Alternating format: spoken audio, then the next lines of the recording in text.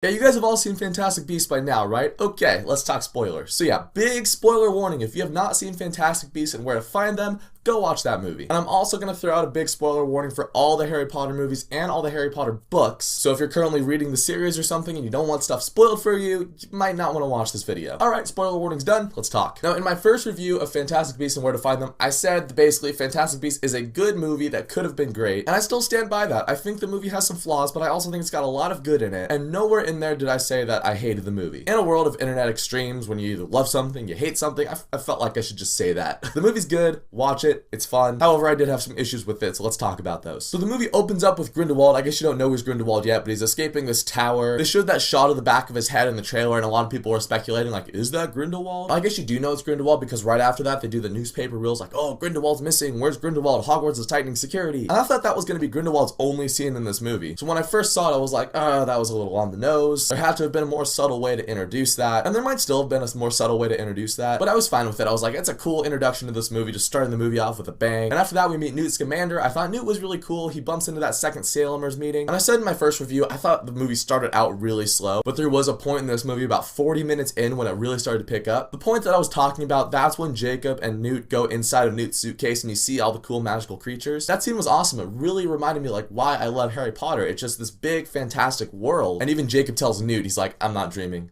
I don't got the brains for this. So in that first 40 minutes of the movie, they're really setting up a lot of plots. When they're setting up the Shaw family, they're setting up the Barebones family, I wasn't that interested in it. And some of that dialogue was a little cartoony, like when they're in the Shaw's office and Credence drops the poster. Politician Shaw, I forget, Henry Shaw Jr., him. But anyways, he went up to Credence and he's like, here, take your flyer, freak. I was just like, okay, we get it. You think he's a freak.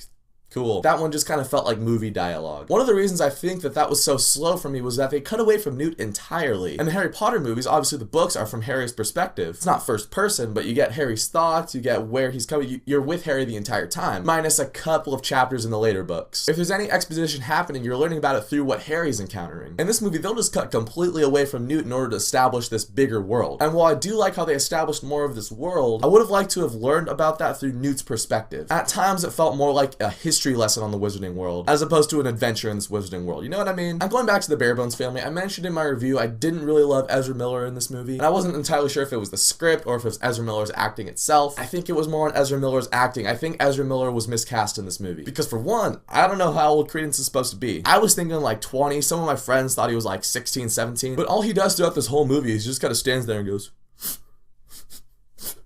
He just cries through the whole movie. And the big twist at the end of this movie, there's these things called obscurials. Basically, when young witches or wizards, they have to suppress their magic, it starts boiling this gross, evil thing inside of them. It was actually really reminiscent of Venom, I thought, from Spider-Man. This evil that can boil inside them, sometimes take control of their body, cause them to do just terrible things, wreck a whole city block like Ezra Miller did. So Percival Graves is using Credence. He's trying to track down who this obscurial is in New York. He thinks it's Modesty, which is Credence's younger sister, and it ends up being Credence himself. And Newt had said that the oldest documented case of an obscurial was they lived to be about 10 years old before they died. Interesting, but going from 10 to 20, that's a bit of a leap. Again, if Credence was 12 or 13, yeah, 10 to 13. Credence is a rare case, and I can believe that kind of a rare case. Even 10 to 16, I could kind of buy, but if Credence actually is like 20, then I don't buy that. I feel like that's a bit much for the longest documented case of an obscurial living being 10 years, and then for it all of a sudden to jump to 20 years. And maybe Ezra Miller is supposed to be like 16 in this movie, but the problem is I've seen Ezra Miller in older roles, so I don't think he can play younger. He could in Perks of Being a Wallflower when he was still like 20, but that was a while ago. He's older now. He looks about 22 in the movie. I honestly don't know who I would have cast as Credence. It's a kind of a hard role to fill, because when the kids do start to get younger and they're just crying through the whole movie, it just kind of feels like, they're like wimpy little kids, right? And at the end of the movie when they're wiping out Credence, I did kind of feel the tragedy of his character when he's screaming inside the evil bubble. Is all like,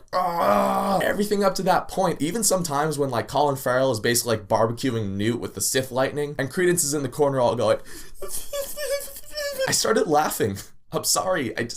It was funny. I think one thing that would have helped Credence's case is if we got one movie where Credence is like normal, and then you see the magic getting basically squashed out of him in the first movie, then the second movie do the whole obscurial thing. I just would have cared more about Credence. One thing that I liked about this movie was that it relied on your knowledge of the Harry Potter books and movies. They didn't feel the need to explain everything, and they had some nice winks and nods to the Harry Potter movies. Some of them, they just kind of beat you over the head. But one of my favorite, more subtle ones is when Percival Graves is interrogating Newt. And he's talking to Newt about his briefcase. Now it's got all these evil beasts in there, and he says like, some people might think you're doing this on purpose. purpose. Some people think that you're trying to bring the wizards out of hiding. And then Newt says, a mass slaughter for the greater good, you mean? And I was like, oh, I know where that's from. Which is actually kind of interesting because the whole Grindelwald thing with the greater good and all that, that's really nowhere found in the Deathly Hallows movies. So they pull lore from the Harry Potter books as well as the movies, and I really liked that. I also really enjoyed Dan Fogler in this movie. I thought he was going to be the wild card, and I kind of bought into his relationship with Queenie at the end when he's going through the rain. I thought that was really sad. He's just like, it's okay.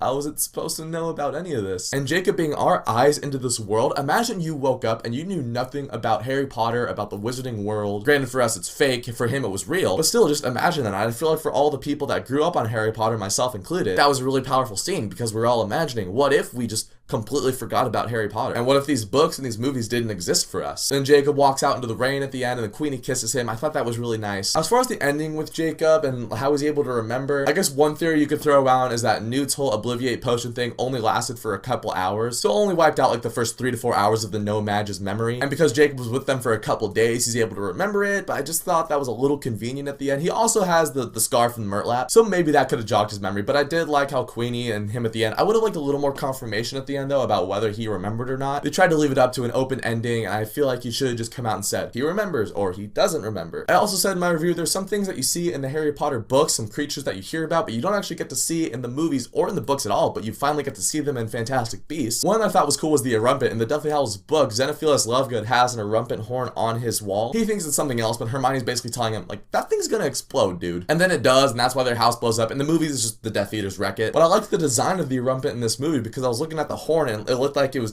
gas charged at the bottom. I was just like, that thing looks like it's fused to blow. Some of the more subtle ways that they set up for the sequels in this movie, I liked when they brought up Letta Lestrange. I'm interested to see what her fallout with Newt was and why they split apart. I feel like that's a big thing with Newt's character because he doesn't gel well with humans, as we saw in this movie. He even tells Jacob, he says like, people like you, and Jacob's like, yeah, people probably like you too. And Newt's like, no, people find me annoying. I can see where he's coming from with that, and I'm wondering if Letta and her relationship with Newt, if that's one of the things that caused him to gravitate more towards beasts and less to humans. And after that, when Jacob asks about wizarding schools, Queenie's like, yeah, we got Ilvermorny. Ilvermorny's cool. And then Newt's like, actually the best wizarding school is Hogwarts, so I like that little competition there. And obviously the biggest twist in this movie was the fact that Percival Graves, Colin Farrell's character, ended up being Gellert Grindelwald. And there was a point in this movie when I was like, I've got this whole thing figured out. They had done a couple of movie cliches before that, like the swapping of the suitcases, but it was when Graves and Credence were in that alleyway and Graves was like, I want to give you this, tap the symbol when you want to contact me. He gives him this necklace and I was just like, Deathly Hallows symbol, because he's working for Grindelwald.